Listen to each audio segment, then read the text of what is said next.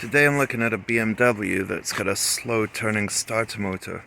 I have checked the battery. It ended up needing a new battery because it was flat. There was no battery drain when I checked it, and it's charging okay. So I've moved away from that, but the starter motor, even with a new battery or a jump pack, it's still slow. So because it's a BMW, I was restricted where I could test it. I like to test actually at the back of the alternator, I mean the starter motor.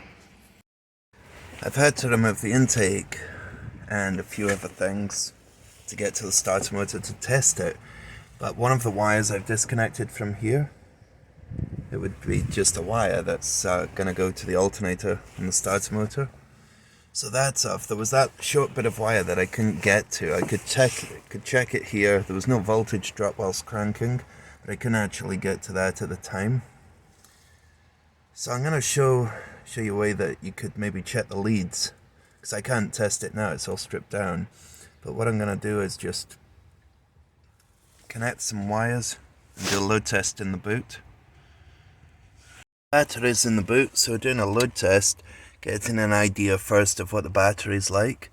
Well, this one's going down to like 11, just under 11 volts when I did the load test. So now what I'm going to do is put this bit of wire that I couldn't check in there and check it again, see if there's any major difference, because then I've got, I think this is 100 amps, so at least I've got some sort of way of load testing the wire.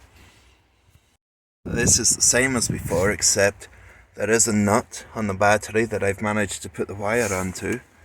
And the wire goes round now to the load tester. The other side of the load tester is just straight onto the battery. So we're just going to do the same thing again.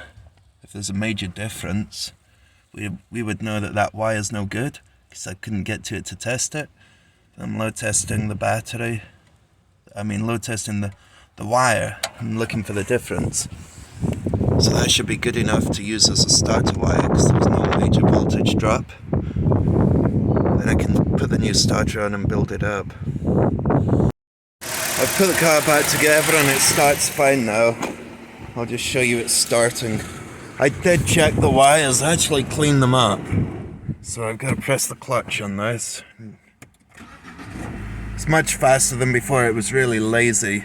The other thing I was doing on this was this heater. There was no control. It's like one wire. I watched One Auto with Rob, and he had a detailed video on how to test the fan speed down at the blower motor, at the resistor. It really helped, because I knew what to look for then on the wire. And this wasn't doing it. The wire all the way back to here only had battery voltage on it all the time. So he got an eBay one, second hand, and that's working. So I'm really glad for that video that I found on that. It helped me out. But this is good, the starter motor's fine. So I'll just write the receipt and go to the next job.